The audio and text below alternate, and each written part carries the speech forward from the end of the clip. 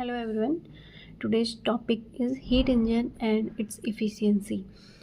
तो heat engine होता क्या है? हीट इंजन का मतलब इंजन जो जिसमें वर्क होता है, यानी कि हीट इंजन का मतलब होता है जो हीट और इंजन दो वर्ड से बना है, यानी कि हीट और इंजन। हीट में जो वर्क होता है यानी कि ऊष्मा का जो वर्क में चेंज करती है, वर्क में जो ऊष्मा होती है, हीट को अगर वो किसी मैकेनिकल वर्क में चेंज करती है तो इसी को हम हीट इंजन कहेंगे। यानी कि इसकी डेफिनेशन ये हो जाएगी कि ऐसी युक्ति जो ऊष्मा का यांत्रिक कार्य में रूपांतरण करती है उसको हम हीट इंजन कहेंगे। तो वैसे थियोरेटिकली जो हीट इंजन होते हैं उसके 3 पार्ट होते हैं। पहला आता है सोर्स ऑफ हीट, दूसरा वर्किंग सब्सटेंस और तीसरा सिंक। तो हम डायग्रामेटिकली उसको ऐसे समझ सकते हैं। यहाँ पे जो है एक सोर्स है, सोर्स ऑफ हीट।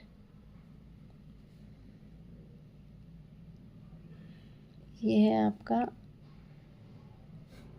कोई साइकिल है ये,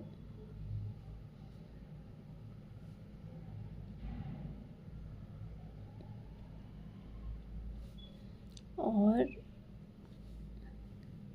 ये आपका है सिंक। तो हम हीट इंजन को डायग्रामेटिकली ऐसे समझ सकते हैं। हीट इंजन के मेनली 3 पार्ट होते हैं। First source of heat, second working substance और तीसरा सिंक। ये सोर्स ऑफ हीट है, यानी कि हम क्या करते हैं, किसी जो ये वर्किंग सब्सटेंस है ये क्या करता है, किसी सोर्स से हीट लेता है।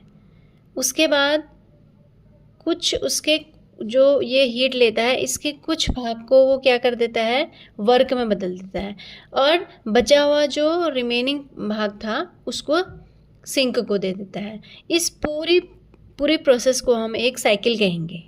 ठीक है, जैसे कोई वर्किंग सब्सटेंस है, इसने सोर्स से हीट लिया, हीट लेने के बाद इसके एक पार्ट को इसने वर्क डन में चेंज कर दिया, और इसका जो रिमेनिंग पार्ट था वो गिव टू सिंक, वो सिंक को दे दिया। तो ये एक हम एक प्रकार से समझ सकते हैं एक साइकिल भी है। तो यानी कि पूरे एक चक्र के बाद वो फिर से अपनी प्रारंभिक अवस्था में लौट आता है, यानी कि जो कार्यकारी पदार्थ है, एक चक्र पूरा करा उसने, उसके बाद दोबारा से वो अपनी ओरिजिनल पोजीशन में पहुंच जाएगा। ऐसे ही ये चक्र जो है बार बार क्या करता है, बार बार इसमें कार्य होता रहता है। तो ये आपका हीट इंजन का छोटा सा वो था। अब देखो, माना हमने क्या लिया, एक वर्किंग सब्सटेंस लिया, ठीक है। अब यहाँ से जो हीट लेता है, सपोज उसको हम Q1 मान लेते हैं, Q1 मान लेते हैं, और यहाँ से सब्सटेंस से Q1 मानेंगे तो यहाँ Q1 नहीं होगा, यहाँ से कुछ Q1 का पार्ट हमने W में चेंज कर दिया, तो यहाँ जो बचा था सपोज उसको हम Q2 मान लेते हैं। तो जो इंजन द्वारा यांत्रिक कार्य किया गया उसको हम W कह सकते हैं, W।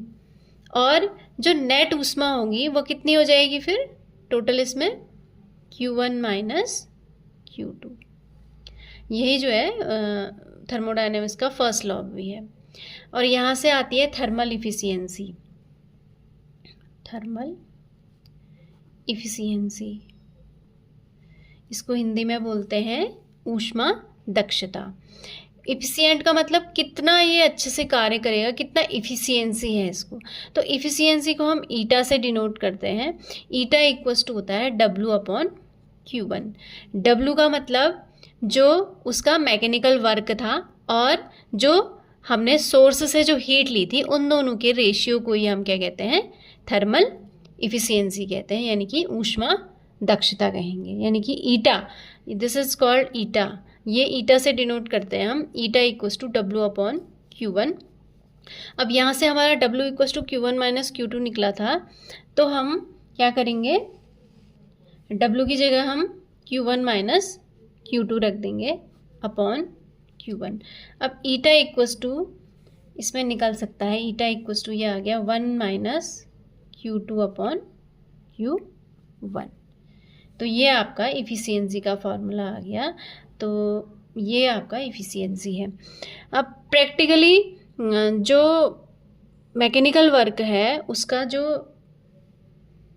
चेंजेज है, मैकेनिकल वर्क का जो चेंज है, यानी कि मैकेनिकल वर्क को हम कैसे चेंज करते हैं, किसमें दो प्रकार से किया जाता है, दो प्रकार के इंजन से किया जाता है। एक तो है एक्सटर्नल कंबसन इंजन और दूसरा internal combustion engine. External combustion engine यानी कि बाह्य दहन इंजन। बाह्य दहन इंजन जैसे कि फॉर एग्जांपल भाप इंजन, और आंतरिक दहन इंजन हो गया petrol engine, diesel engine, gas engine. यानी कि जो ऊष्मा है उसका जो मैकेनिकल वर्क है उसमें रूपांतरण दो प्रकार के इंजनों से किया जाता है। एक तो किससे, बाह्य दहन इंजन से, और दूसरा आंतरिक दहन इंजन से। बाह्य दहन इंजन है आपका भाप इंजन, और आंतरिक दहन इंजन है पेट्रोल इंजन, डीजल इंजन और गैस इंजन।